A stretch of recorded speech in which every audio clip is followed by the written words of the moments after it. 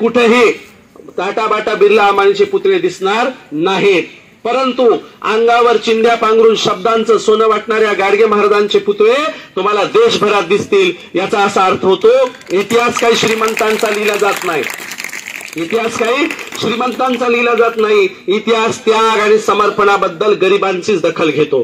आणि म्हणून इतिहास काही टाटाच्या माईचा, बिर्लाच्या बायकोचा, अंबानीच्या आजीचा लिहिला जाणार नाही। इतिहास रमाई, भीमाई, आईल्या, फातिमा, जिजाऊचा लिहिला जाईल, इतिहास तुमचा माझा लिहिला जाईल। म्हणून आपण काहीतरी चांगलं काम करायचा संकल्प करूया। आज प्रजासत्ताक दिनाच्या निमित्ताने मला बोलवलं, माझं ऐकून घेतलं, त्याबद्दल मी तुमचा शतश आभारी आहे।